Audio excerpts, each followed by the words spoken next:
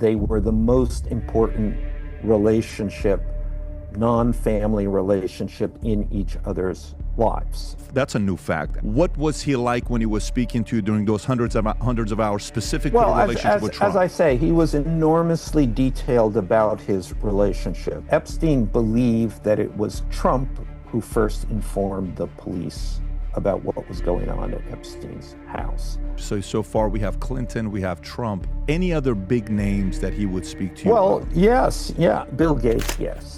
Epstein-related conversations to me about Gates complaining to Epstein about his marriage and his wife.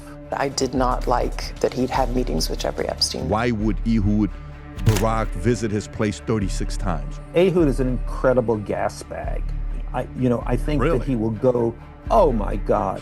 What were the last text exchanges with him, and exactly how much longer after his last text to you did he die? It came through his lawyers. So the lawyer told you that could be a cryptic message. I mean, it is a cryptic Holy message.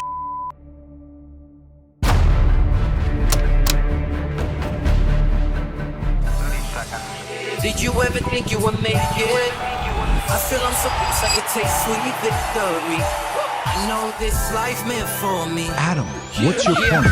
The future looks bright. My handshake is better than anything I ever signed. It's right here. You are a one-of-one? My son's right about I don't it. think I've ever said this before.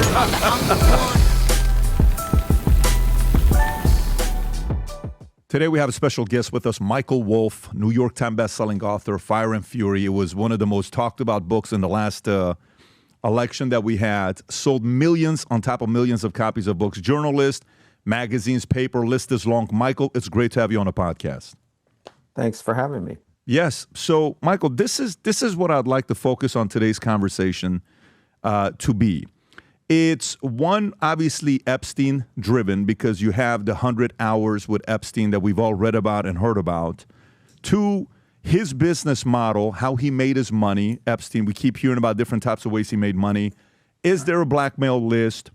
And then aside from that, the way he passed away, I think he called his German girlfriend before he died, but you're the last person he texted before he died. So you've had a lot of time with him. You've spent 3 hours with Trump, so you've had one-on-one with both of them. And there's a lot of conversations about a possible Mossad link. Is there anything there? Is there not anything there? So those are some of the items I'd want to talk about here today. Great. Let's do it.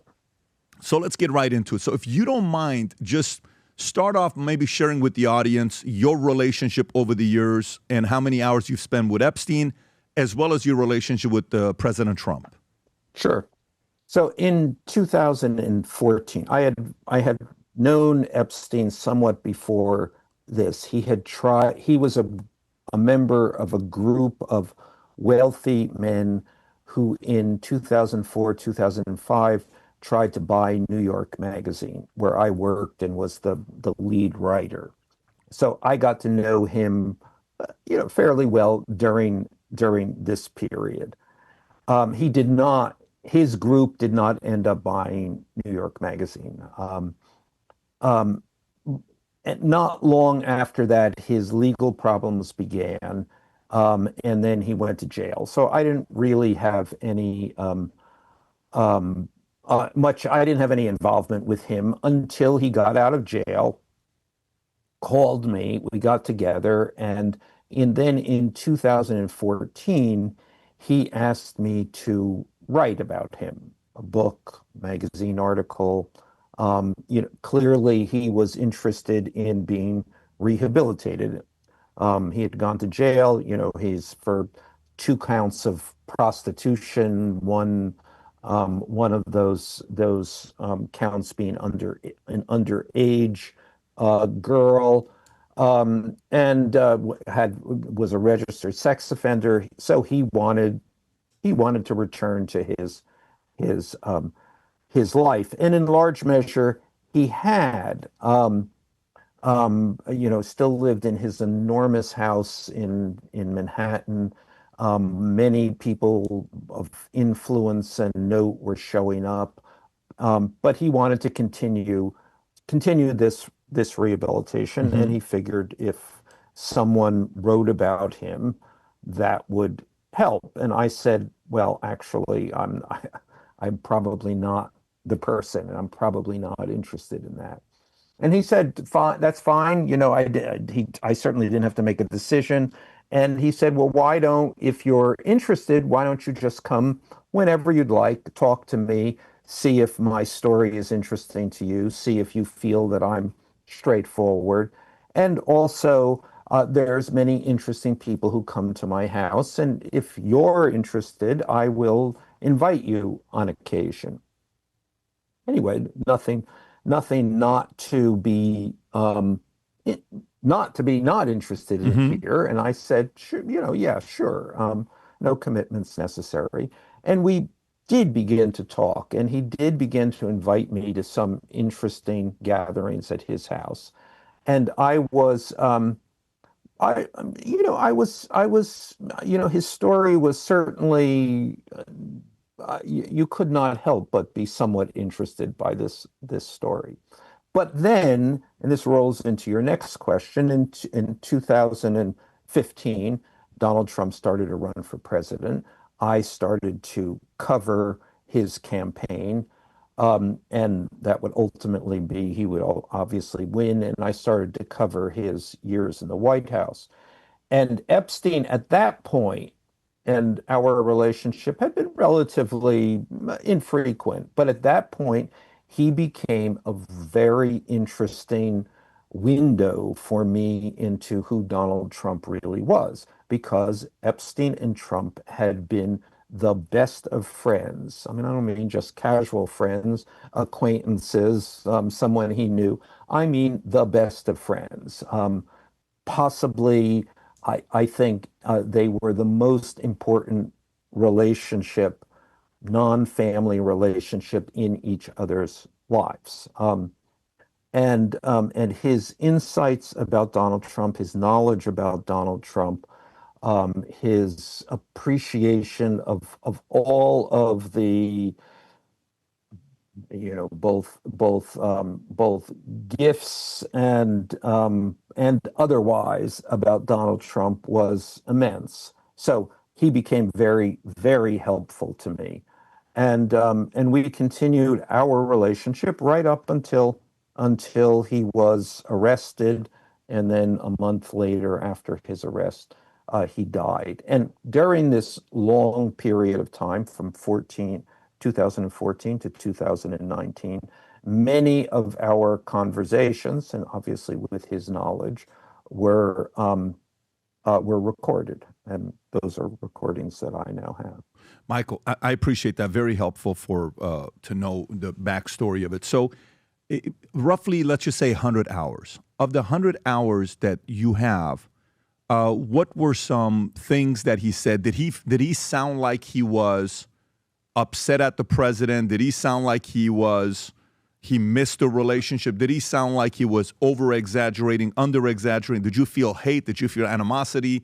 Did you feel betrayal? What was he like when he was speaking to you during those hundreds of hours, specific to the relationship with Trump? As I say, he was enormously detailed about his relationship. He was, obviously, Donald Trump was about to become, or was in the process of becoming the president, and then became the president. So this became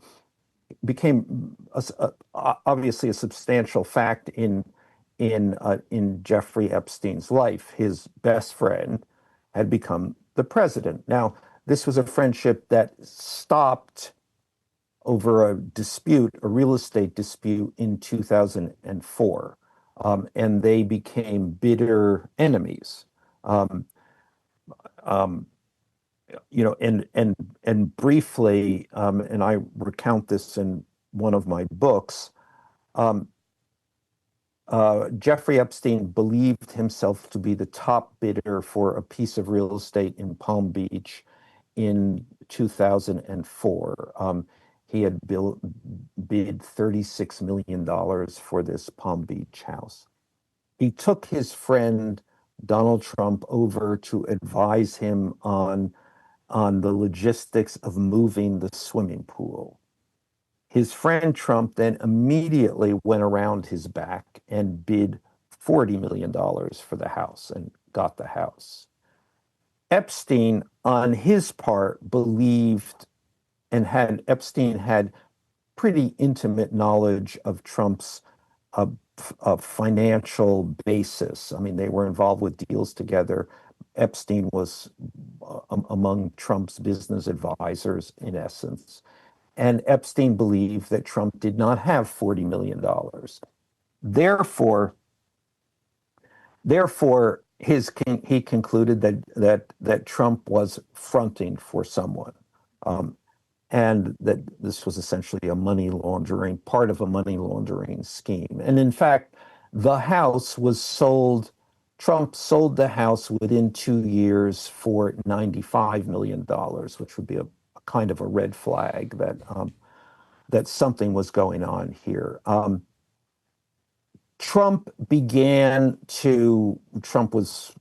Epstein was furious with Trump over this real estate betrayal. And I often think that men of a certain level of wealth, the thing that angers them most is a real estate betrayal.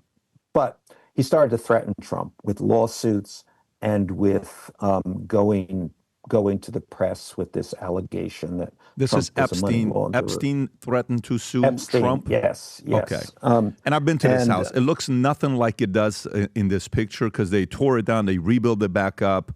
I looked at this house 4 years ago with a realtor in Palm Beach who was showing me a bunch of homes. It's an immaculate house. I mean, the house looks, it doesn't look like a house. It looks like a museum. It's a beautiful property. So he's threatened to sue him. Even though they're friends, he's threatened to sue him over this deal. Yes. Okay. Yes. As I say, rich men break down over real estate disputes.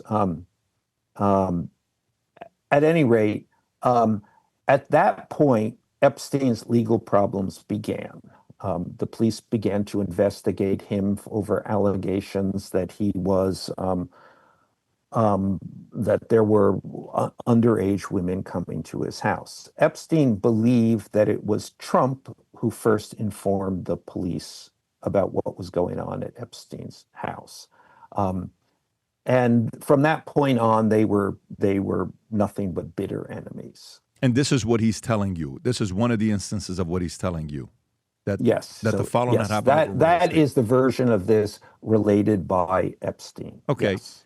If it's 100 hours, Michael, what else did he say? Did he say anything about Clintons? Did he say anything about other politicians or businessmen? Yeah, that Leon I mean, he said a lot. Yeah. I mean, the 100 hours is pretty much a.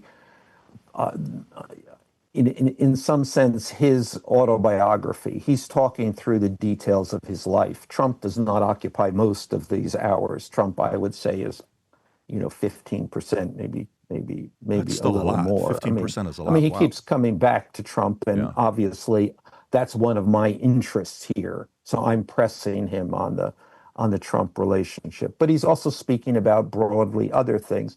Yes, he speaks about Clinton somewhat.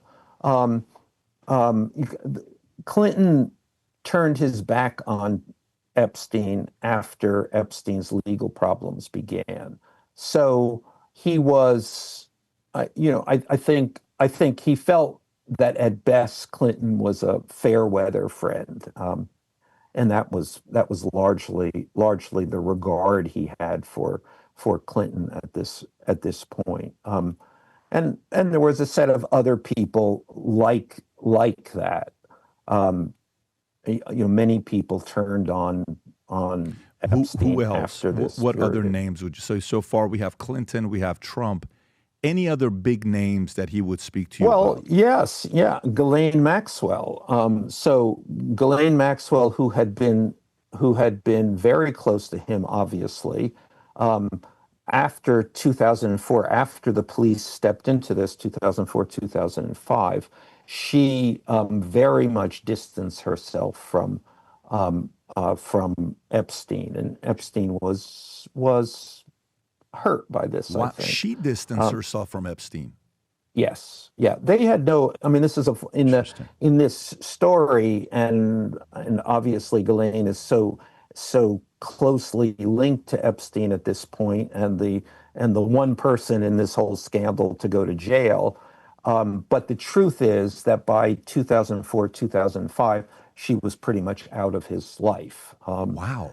I mean, a little, again, it's very hard to separate. I mean, the whole facts of this Epstein story are clouded, not least of all by the fact that most of the information that we get about this story is from people who don't know anything, who are speculating or who are adopting the information they have heard from somebody else who doesn't know anything. And the people who do know things have been so paranoid about being connected to Jeffrey Epstein that they haven't spoken. So therefore, everything or many of the things that we know about this story are soft. Did he say anything about Ghislaine that maybe the public doesn't know about, that it stuck out?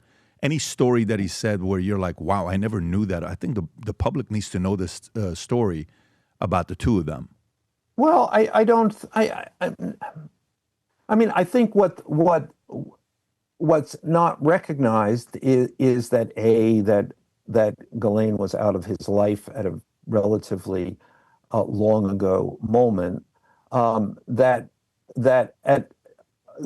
while they had a close relationship, a boyfriend-girlfriend relationship for a short period, after that she increasingly became not his partner in crime, but his functionary, his employee. She was getting paid, and she was carrying out whatever duties he told her to carry out, or whatever duties she inferred that she had to carry out.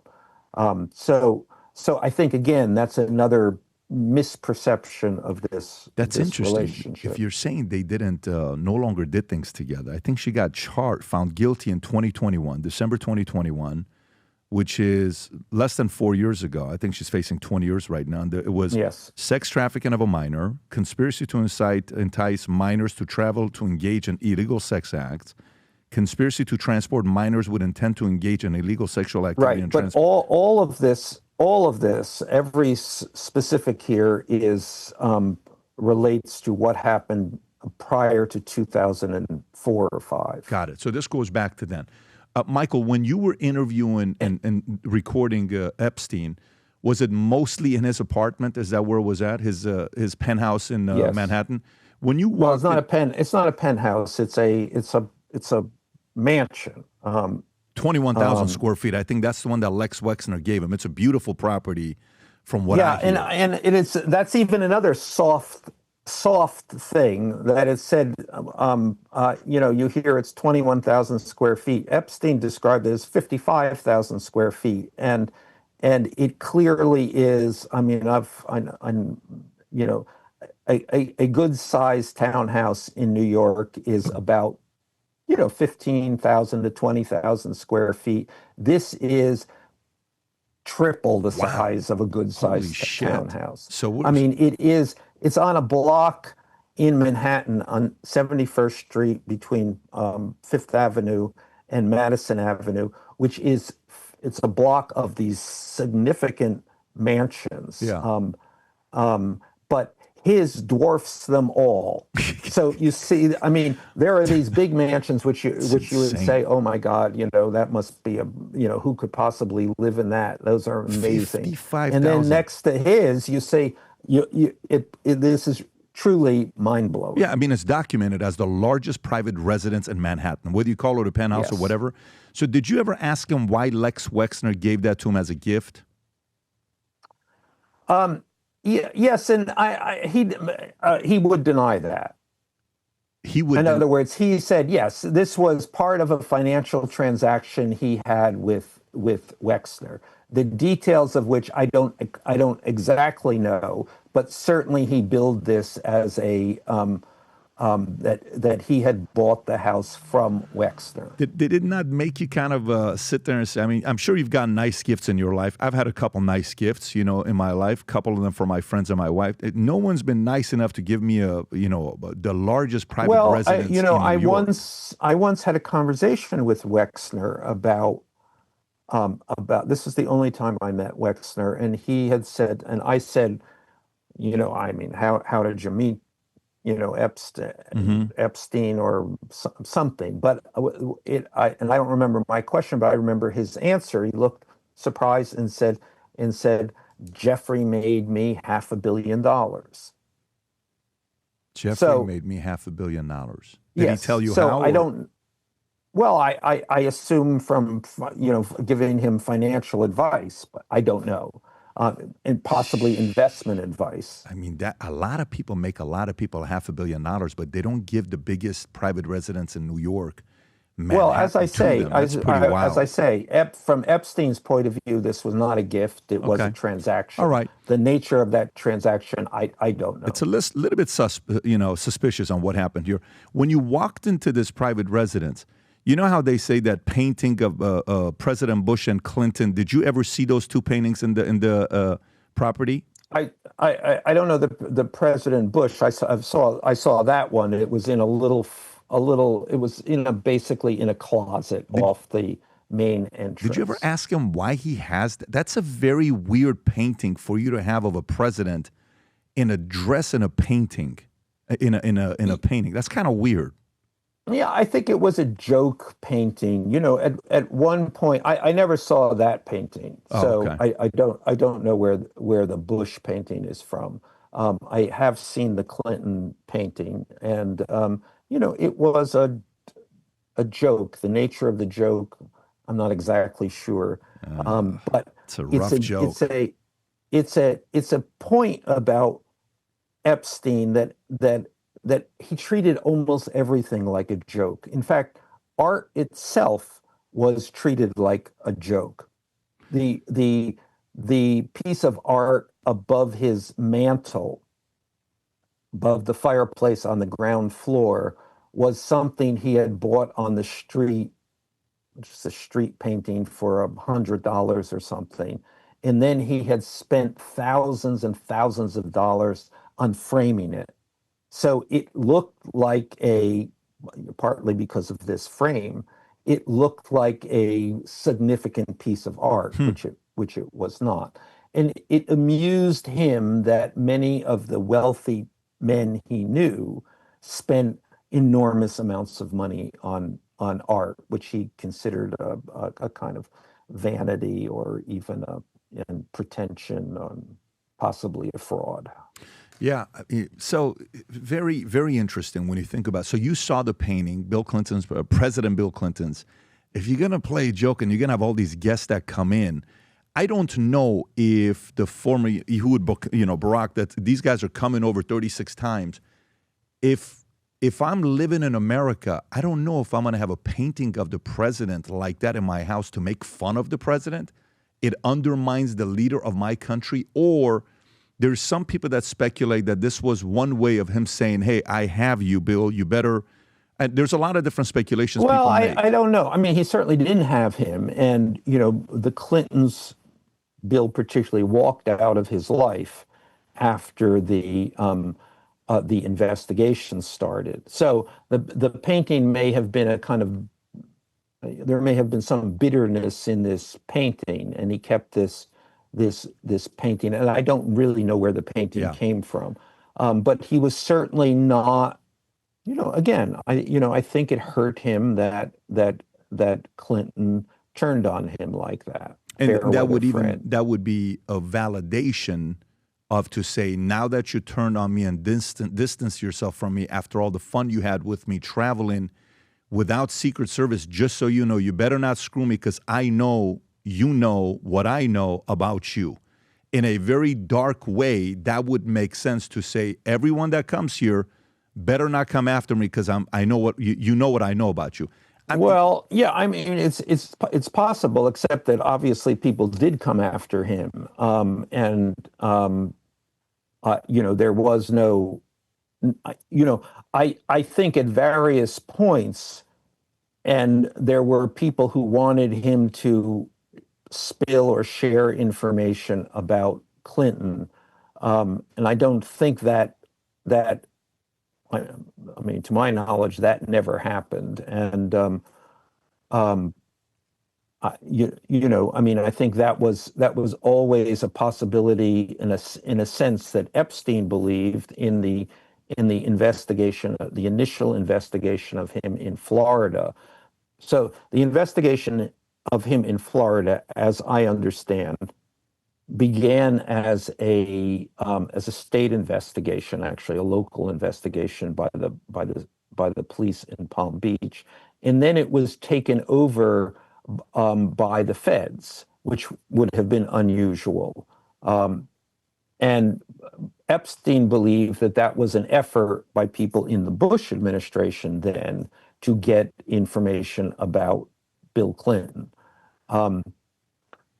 Is this the Palm Beach story with the parents of the 14-year-old girl that said that, she was molested by him? This is the 2006 Yes, this is the story? first investigation which began in 2004 and then sent him to jail in, I don't know. In your eyes, Michael, having spent as much time as you did with him, do you think Epstein is a bad guy?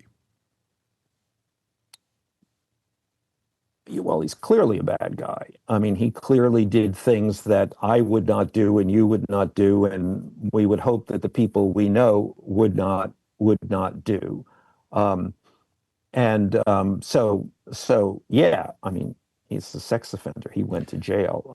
But is he in addition to that an intelligent guy, a knowledgeable guy, a guy who had insights to offer? I would say, in my experience, yes. Does one cancel out the other? No, but they exist together. Totally makes sense. I've met a lot of guys that are extremely knowledgeable and fun, even fun to talk to, but they've done something. I interviewed Samuel Bulgravano. He's got to be one of the best storytellers I've met in my life. Well, yes. But I have a kind of specialty in bad guys. I know you do. That's why. Yeah. I know a lot of bad guys. Well, it's your world. For and me, they're not gangsters. They're guys who are. I would consider, as you probably know, Donald Trump to be a bad guy. Okay, but, so you think Donald Trump is a bad guy. And you think Epstein is also a bad guy. So yeah, I think it's always, I think Donald Trump and Jeffrey Epstein are very much similar people. That's why knowing Epstein supplies a window into who Donald Trump is, because they were so close, but also so close in their interests. Nowadays, more than ever, the brand you wear reflects and represents who you are. So for us, if you wear a Future Looks Bright hat or a Valuetainment gear, you're telling the world, I'm optimistic, I'm excited about what's going to be happening, but you're a free thinker, you question things, you like debate. And by the way, last year, 120,000 people got a piece of Future Looks Bright gear with Valuetainment. We have so many new things. The cufflinks are here. New Future Looks Bright. This is my favorite, the green one. Just yesterday, somebody placed an order for 100 of these. If you watch the PBD podcast, you got a bunch to choose from. White ones, black ones. If you smoke cigars and you come to our cigar lounge, we have this high quality lighter cutter and a holder for the cigars. We got sweaters with the Valuetainment logo on it. We got mugs. We got a bunch of different things. But if you believe the future looks bright, if you follow our content and what we represent with Valuetainment, with PBD Podcast, go to vtmerch.com. And by the way, if you order right now, there's going to be a special VT gift inside just for you. So again, go to vtmerch.com, place your order, tell the world that you believe the future looks bright. So let's go there. With the 100 hours that you have, is there anything in there? Like, let's just say I'm an interested buyer. I would be interested in buying the 100 hours that you have. I would be interested in buying Bannon's 15, 16 hours that he has, right? I would be interested in both of them. Let me just add about Bannon's, what the hours that Bannon has is that I wouldn't buy them from Bannon if I were you, because Bannon does not own them. Oh, who owns them? I didn't know that. Jeffrey Epstein paid for those tapes that wow. Bannon So did. So the trust owns it. Yes. Oh, yes. The estate owns it. The estate owns it. So wow. Okay. So that's a new fact. I didn't know the fact that that recording is not. So Bannon couldn't sell it if he tried. So if he wanted to do a documentary, he would never be able to use those hours in a documentary. Yes, and again, let me stress that although Steve, who I am personally fond of, but Steve's cover here that he was making a documentary about Epstein is 100% not true. I know this because I was there, and I'm fully aware and actually have it on tape of what transpired here, and that was Bannon's effort to help Epstein with his legal problems, and this would be in 2019 when the law was closing in on Epstein, and Bannon's suggestion was that Epstein go on national TV to try to perform a mea culpa or explain or humanize himself in some way. And then Bannon offered to help prepare him. So essentially what Bannon was doing was media training. He was tutoring Epstein in how to face a hostile interview on a hypothetical 60 Minutes. Got it. So more of a training, a PR than anything else. So let's talk about your 100 hours that you have with them. How much information is in there that it's bombshell, earth-shattering type of information where the public should know about out of the 100 hours you have with them? Well, it's a funny aspect of this, and people call me up now, people of significant standing, and say, is there, on the tapes, does Epstein promise Trump young girls, or does Epstein promise Bannon young girls? It's that kind of thing, and I kind of say, I don't know, you've obviously never done interviews with people. I mean, when they ask that kind Sure. of thing. These conversations unfold over a long period, and these are conversations like life itself. Epstein is talking about his life. There's lots and lots of details. There's lots of information that would be surprising. I suppose there are. The Daily Mail could go through this and pull out 1,000 headlines that would seem headline worthy. When you listen to these tapes, or when you were present, as I was during these things, you don't have that feeling. You have the feeling that this is incredibly interesting, fascinating, and it exposes a life. So what you get is a life rather than headlines. Although, as I say, I'm sure you could go through this and pull out the sound bites, which would then add up to headlines. Would the FBI or the DOJ benefit from having access to these 100 hours? Well, benefit for what purpose? Since Jeffrey Epstein is already dead. No, not necessarily. We know he's already dead. Just to gather more intel, would the FBI or the DOJ, if they're trying to get to the bottom of this, would they Well, get I think anything? it's a question of what they're trying to get to the bottom of. If they are trying to get to the bottom of who Jeffrey Epstein was, about the real nature of Jeffrey Epstein's personality, about Jeffrey Epstein's not only his weaknesses but his strengths. If the FBI and the DOJ were biographers, as I am, they would find it interesting. Since they are not biographers, I think that they would probably be less interested than certainly I am. The FBI's job, different than CIA. CIA is international, foreign. The FBI is domestic. Their job is to make sure, families in America are going to be safe. Americans are going to be safe. So anybody that's tied to this, or to even eliminate or address a future next Epstein, they would probably benefit from studying the patterns of how this guy communicates.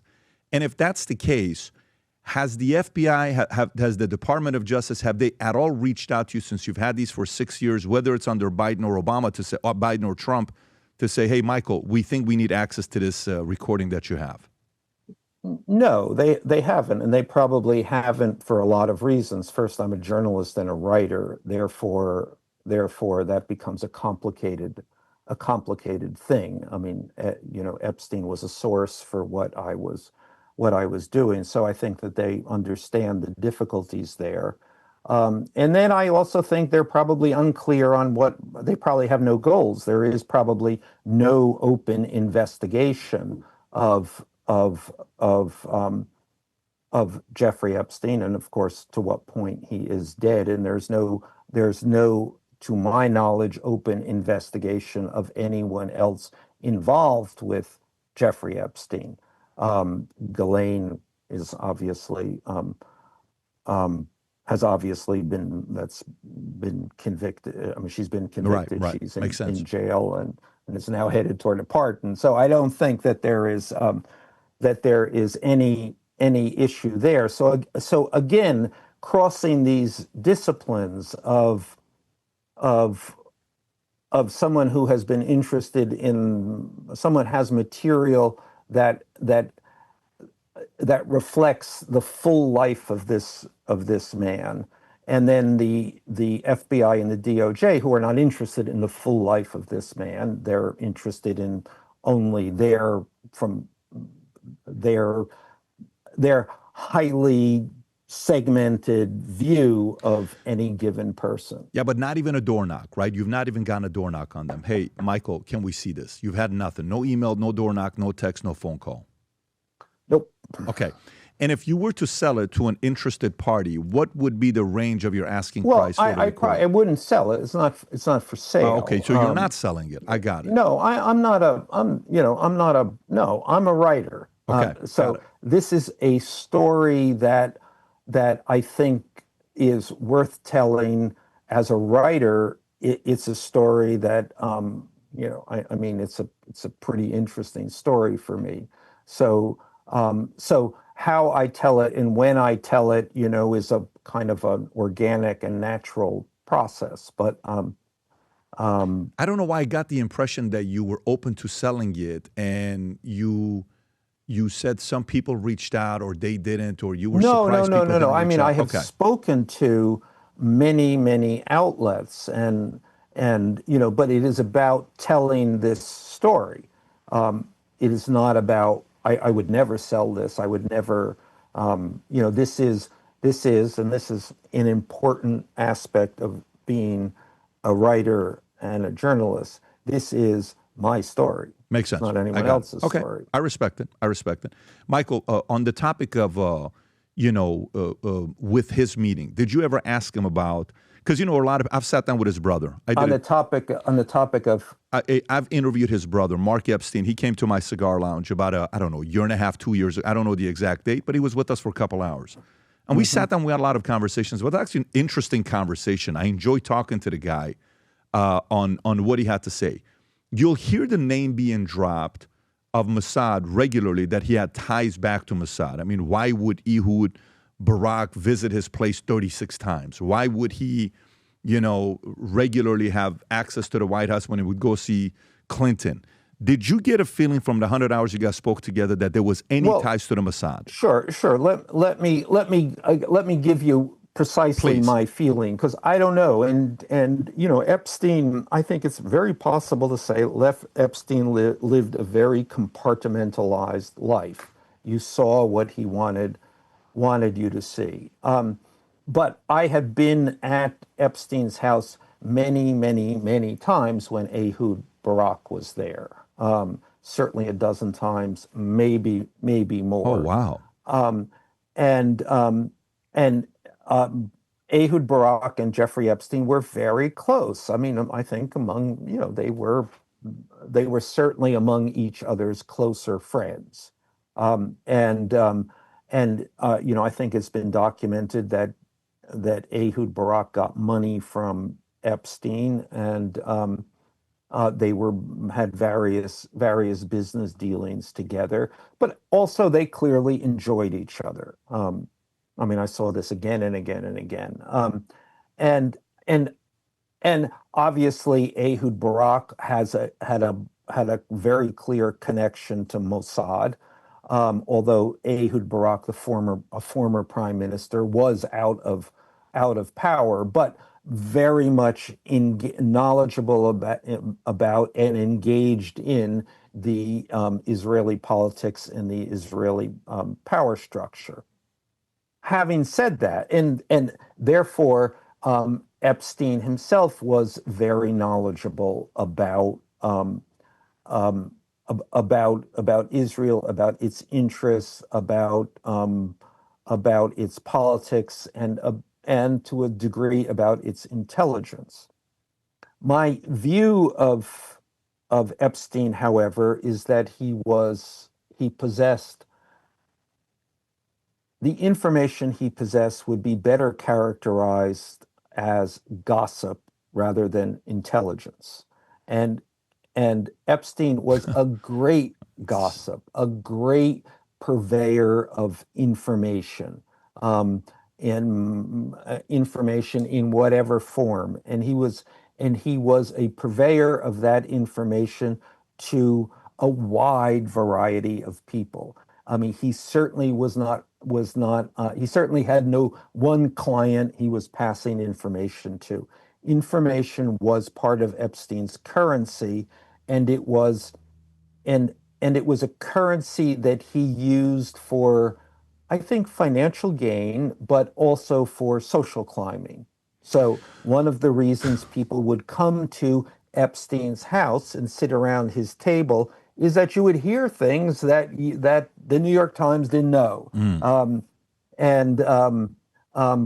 But this was not carefully shared. This was, as I say, a gossip's currency. I mean, some would say gossip and intel are cousins. You know, they're somewhat related. I can still gossip and give you I'm intel. sure that they are related. They're just not the same thing. And I'm not sure that you would necessarily want your intelligence agent to be one of the world's biggest gossips, because he couldn't contain himself. He would tell anyone anything. Oh, he couldn't contain himself. Epstein couldn't contain himself. So he was always talking. I always. So then that's constantly, actually that makes for a terrible Mossad, terrible CIA. I would say, because and a part of it, which is kind of weird, when he said they had at one point Ehud Barak, they had a scheduled monthly meeting, I think 15 consecutive months, and one time and these happened like at 2015, 2017, 2013, if I'm not mistaken. Somebody can search this and verify it. And even at one point, Ehud Barak said, I actually didn't know about his dealings in the past. I didn't know that he had these things that were said, which is kind of naive to say that, being the prime minister of Israel. Ehud is full of shit. Ehud knew Jeffrey. I mean, did Ehud know that Jeffrey Epstein had clearly had a fetish for young girls? I don't know to what extent Ehud knew that, but Ehud certainly did not know, as he now represents, Jeffrey Epstein on a casual basis. They were close friends. What was your feeling about Ehud when you were around him? Was it just like it was nonchalant? They were just hanging out because the investment Epstein had made, I think, in Carbine 9/11, or what feeling did you get from him? Yeah, good, bad, indifferent. Completely. Ehud was there, came to Jeffrey Epstein's because he enjoyed it. Okay. He enjoyed meeting other people. I mean, Ehud, who, as I say, I have spent a lot of time with now. Ehud is an incredible gas bag. I think Really? that he will go. Oh my God! Well, he would go anywhere. He would be anywhere in any situation in which people were. He had a captive audience to listen to him go on and on and on and on. And Jeffrey Epstein listened to him. He indulged him for I mean Ehud gave I would say in hour block of conversation, Ehud might supply 5 minutes of interesting information. When you were around But Epstein, 55 minutes, others you would have to. I haven't heard that word in a long time. Did you see, when you were there on your visits, did you see young girls there? Did you see a lot of pretty girls there? Did you see models there? Was that something that was part of the energy of being in this place, or not at all? Yes, there were always a set of young women, and I mean young women. They would clearly have been in their 20s. Okay. Possibly even late 20s. That's old for him, though. I wouldn't be surprised if he... Yes, yeah, no, who were there as assistants and, basically assistants. Define assistants, because there's a lot of ways to assist men. Well, no, they did. They made his appointments, and they... assistants, like assistants, or do you think they were assisting? Like, no, they were assistants. Like they were the receptionists. They were the this. They would come in. They would bring him. Forgive me. I thought you meant something else. So okay, so you're saying they were his personal assistants that were there, and are they bringing you tea, coffee? Hey, would you like something? Yes, okay, they did. They did all of that. I mean, I always equated them. If you live in New York, where I've lived for a long time, there are high-end art galleries. In which there are always clearly young women who are the receptionists and who are there to kind of guide you, give you information, and they all are clearly chosen because of their poise and the way they present, and that's what these women in Epstein's house, and I think they were different from the women, the massage women in Palm Beach, and then the set of Eastern European models that you would occasionally see. I think that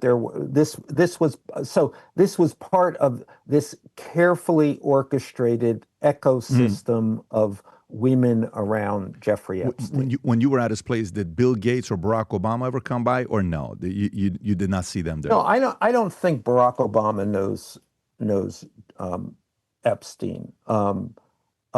Bill Gates, yes. So you did see Bill Gates visit, so he was around. Oh, okay, got it. Because I think his wife at the end, when she said something in one of the interviews where she's like, I was not comfortable how close he was getting to Epstein, and even Bill Gates in another interview later on said, yes, I probably shouldn't have gotten close to him, et cetera, et cetera. We've seen this interview. You've definitely have seen it as well. No, and I think I think Gates and Epstein were actually quite close, and certainly as long ago as 2014, Epstein-related conversations to me about Gates complaining to Epstein about his marriage and his wife. So I think that it was one of the things that Epstein did, and one of the things that he was involved in when he was involved with these very, very wealthy men, he got involved in family matters that impacted on the fortunes, on these various fortunes. And obviously, divorce impacts on a great fortune. Got it. So this is the whole idea about, hey, let's take this money and put it elsewhere pre-getting married and pay a consulting fee to prevent from having to pay half of it. Creative ways of not paying as much to your spouse if you go through a divorce. Yes. Okay, got it.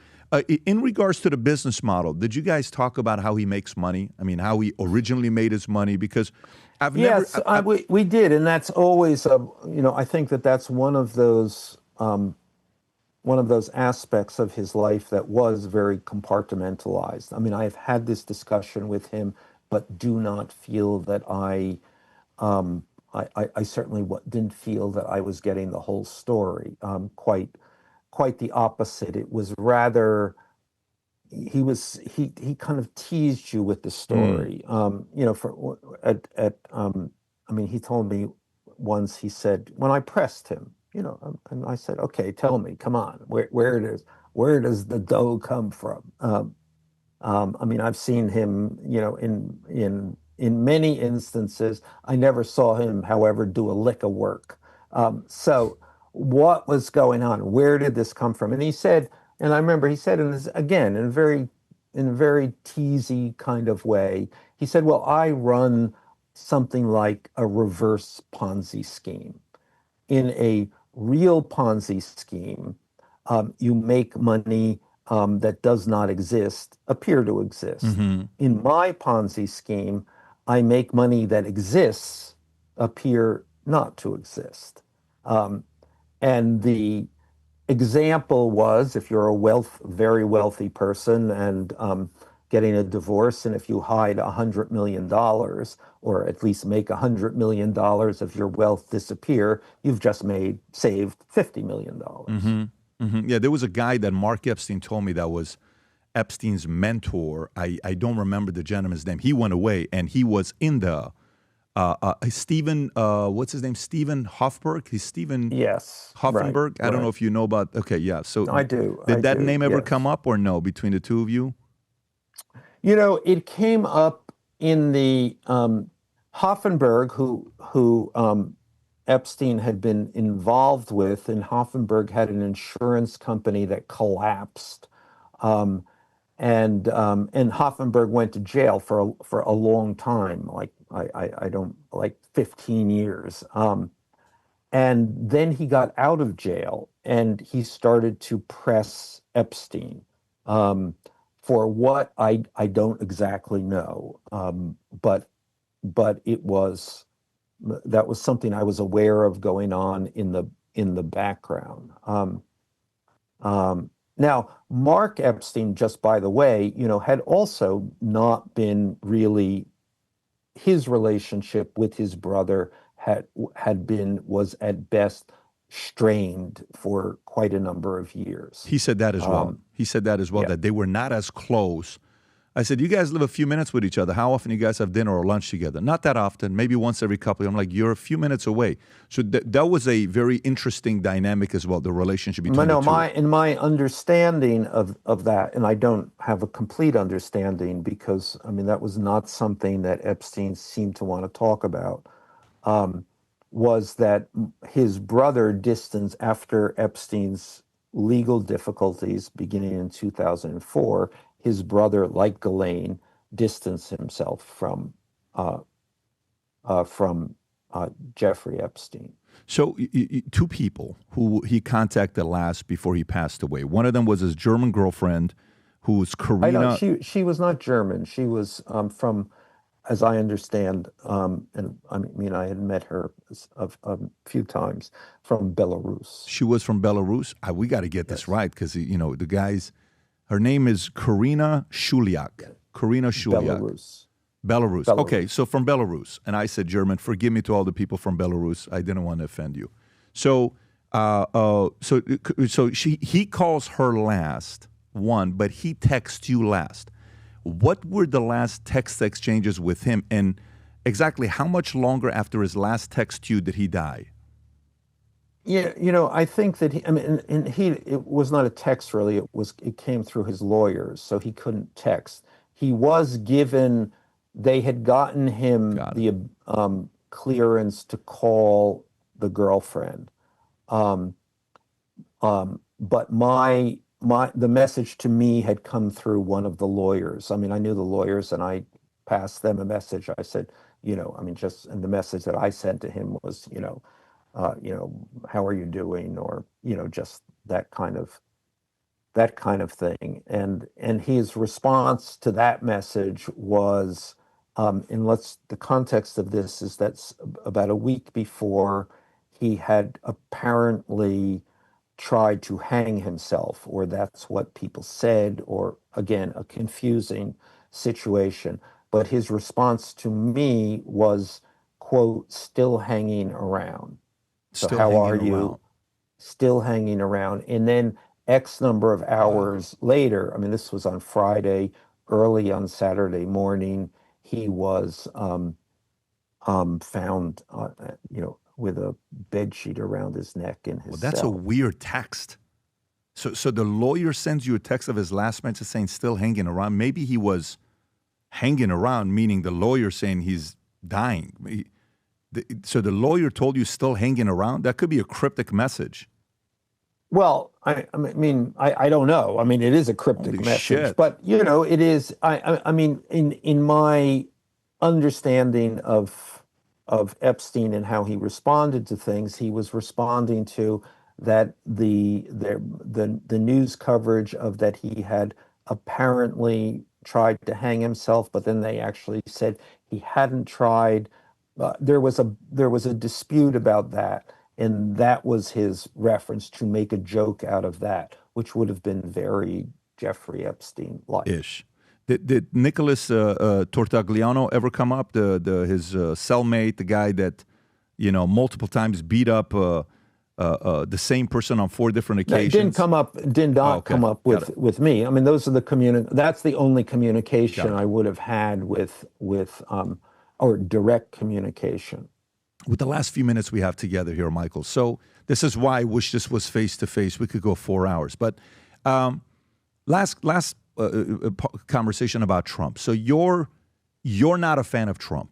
Some would even say, you have animosity towards him, maybe even hate towards him. It's felt that way if I watch you in the interviews. Where does your feeling towards Trump come from? I don't. I mean, I feel that Donald Trump should not be the president of the United States, is not the kind of person I would certainly elect as the president of the United States, is not the kind of person who can carry out what I know to be the demands of being the president of the United States. I mean, Donald Trump, I don't hate Donald Trump. I have no personal animosity toward Donald Trump. As a matter of fact, when we're together, we get along just fine. And I've known Donald Trump for quite a long time, back in New York days. I just feel that all of his impulses as the president of the United States are ultimately damaging and counterproductive. You think some of these stories of Melania, how he met her, and Epstein ties, do you think some of these could be coming from a place, because everybody tried to get him on Russia, that came back, that wasn't good. Everybody tried to get him on all this stuff with 2024, hey, here's his mugshot.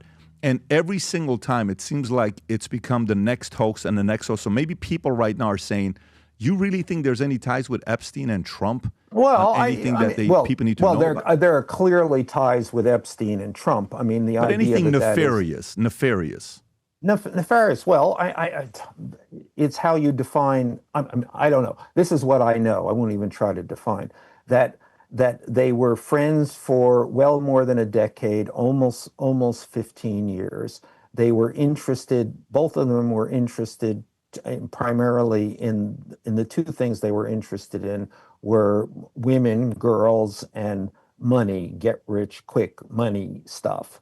And the women, girls they were interested in, obsessively so, fetishistically in a way, were models.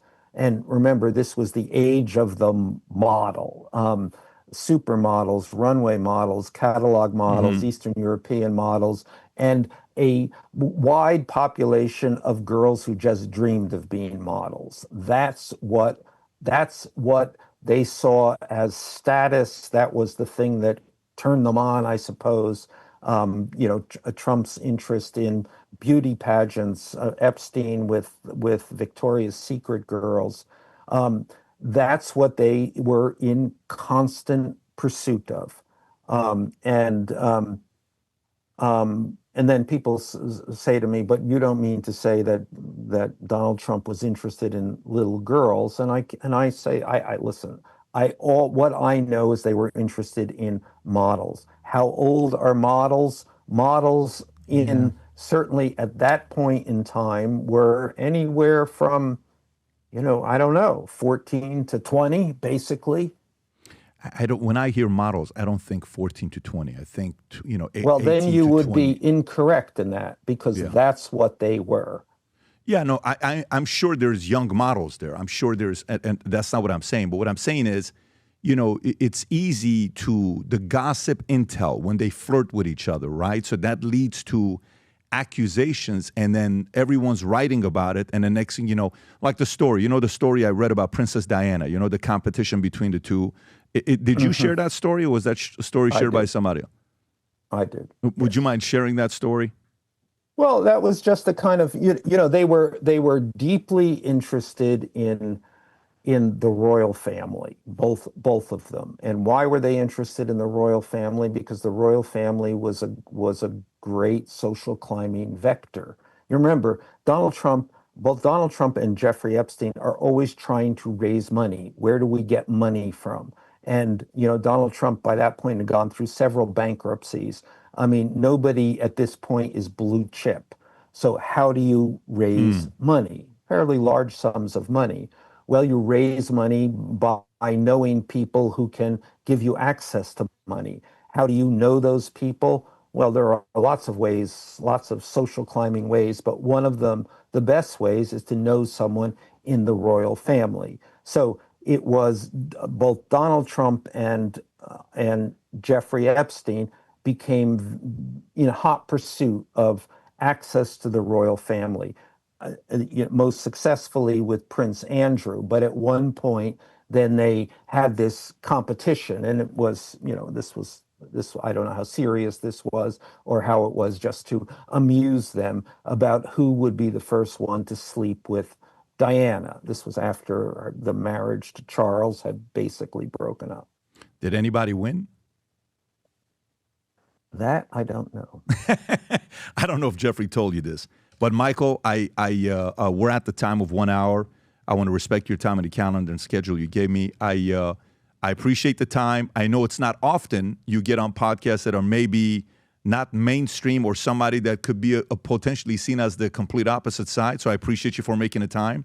And I'm delighted, because I am, listen, most of the people I seem to spend my time with are actually Trump people who I have over 10 years, which is why I'm so well sourced, become very friendly with them. I like Trump people. Very cool. Well, I don't like Trump, but I like Trump people. But you have good times with Trump, so I don't know what happened there between the two of you guys. It sounds like you enjoy his time. You just maybe not like his policies. And I always find. I mean, spending time with Trump is always certainly fascinating. Makes sense. Michael, till next time, thank you so much for your time. We're going to put the link to all your books below as well for those who want to go pick up the books. Thank you again. Take care. Bye-bye. Bye-bye. Nowadays, more than ever, the brand you wear reflects and represents who you are. So for us, if you wear a Future Looks Bright hat or a Valuetainment gear, you're telling the world, I'm optimistic. I'm excited about what's going to be happening, but you're a free thinker. You question things. You like debate. And by the way, last year, 120,000 people got a piece of Future Looks Bright gear with Valuetainment. We have so many new things. The cufflinks are here. New Future Looks Bright. This is my favorite, the green one. Just yesterday, somebody placed an order for 100 of these. If you watch the PBD podcast, you got a bunch to choose from. White ones, black ones. If you smoke cigars and you come to our cigar lounge, we have this high quality lighter cutter and a holder for the cigars. We got sweaters with the Valuetainment logo on it. We got mugs. We got a bunch of different things. But if you believe the future looks bright, if you follow our content and what we represent with Valuetainment, with PBD Podcast, go to vtmerch.com. And by the way, if you order right now, there's going to be a special VT gift inside just for you. So again, go to vtmerch.com, place your order, tell the world that you believe the future looks bright.